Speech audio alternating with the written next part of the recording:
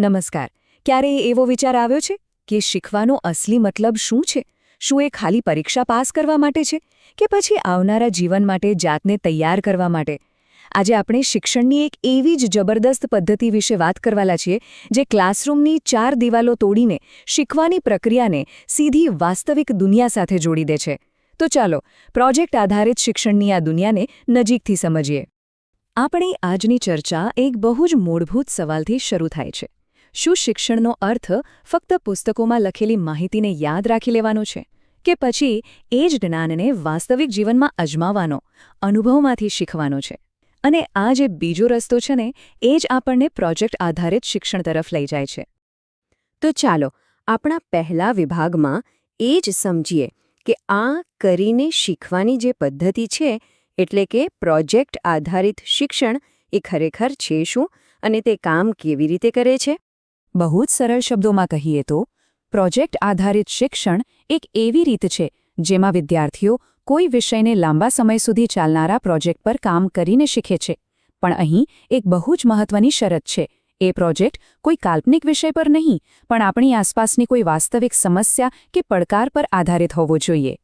તો આ પ્રોજેક્ટમાં કરવાનું શું હોય છે? શું ખાલી એક રિપોર્ટ બનાવી દેવાનો? ના, એનાથી ઘણું વધારે છે. આ તો અનેક કૌશલ્યોનું એક મિશ્રણ છે. વિદ્યાર્થીઓ જે તે વિષય પર ઊંડાણપૂર્વક શોધખોળ કરે છે, જાતે માહિતી ભેગી કરે છે, પછી એક ટીમ બનીને સાથે મળીને એ સમસ્યાનો ઉકેલ શોધે છે અને છેલ્લે એમણે જે કંઈ પણ શીખ્યું અને બનાવ્યું એને બધાની સામે રજૂ કરે છે. આ આખી વાતને વધારે સારી રીતે સમજવા માટે ચાલો એક સરસ મજાનું ઉદાહરણ લઈએ. ધારી લો કે પ્રોજેક્ટનો વિષય છે મારા ગામનું પાણી સંચાલન. આ એક જ વિષય આપણને આગળના બધા મુદ્દાઓ સમજવામાં ખૂબ મદદ કરશે. તો આ પીબીએલ એટલે કે પ્રોજેક્ટ આધારિત શિક્ષણને શું વસ્તુ ખાસ બનાવે છે? જુઓ, તે ભણતરને ક્લાસરૂમમાંથી બહાર કાઢીને સીધું જીવન સાથે જોડે છે. તે વાસ્તવિક વિષયો પર કેન્દ્રિત છે, જેમાં વિદ્યાર્થીઓ એકલા નથી હોતા પણ સાથે મળીને કામ કરે છે. અને આનાથી શું થાય છે? શીખવાની પ્રક્રિયા માત્ર ઊંડી નથી બનતી, પણ અર્થપૂર્ણ બને છે.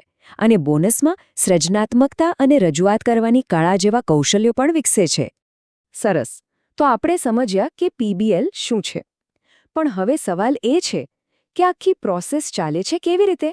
મતલબ કે એક વિચાર આવે ત્યાંથી લઈને છેક છેલ્લી પ્રસ્તુતિ સુધી કોઈપણ પ્રોજેક્ટ કયા તબક્કામાંથી પસાર થાય છે? સામાન્ય રીતે કોઈપણ પીબીએલ પ્રોજેક્ટ આ 5 તાર્કિક પગલાઓમાંથી પસાર થાય છે.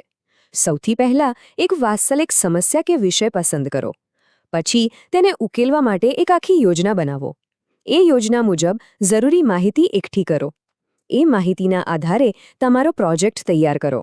અને છેલ્લે તમે જે કામ કર્યું છે તેની રજૂઆત કરો અને તેમાંથી શું શીખ્યા તેનું મૂલ્યાંકન કરો. આ માળખું એ સુનિશ્ચિત કરે છે કે શીખવાની આખી યાત્રા એકદમ સ્પષ્ટ અને હેતુપૂર્ણ રહે.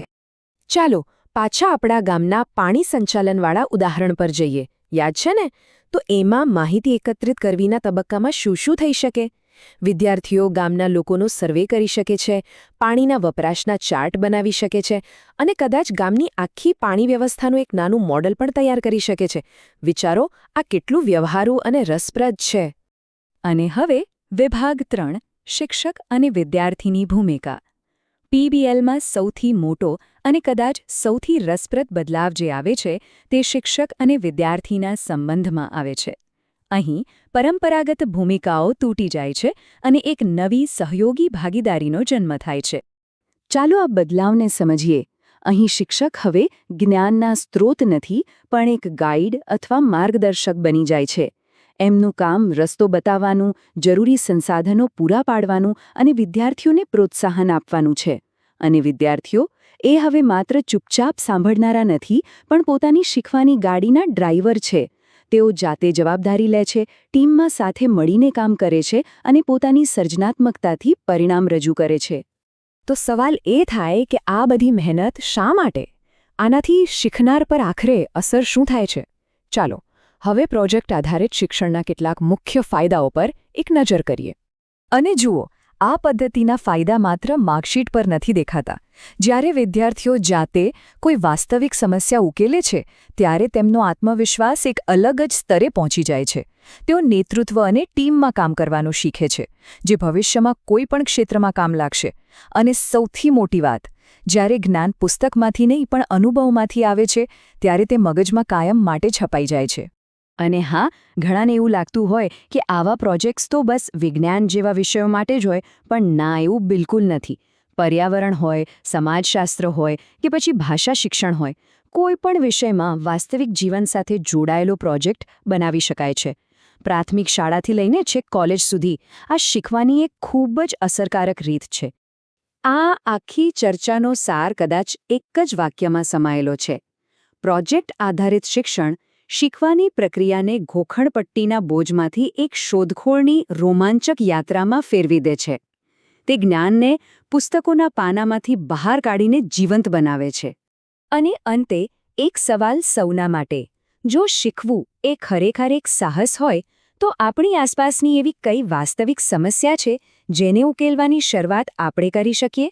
આ વિચાર સાથે આજની આપણી ચર્ચા અહીં સમાપ્ત કરીએ છીએ. આભાર.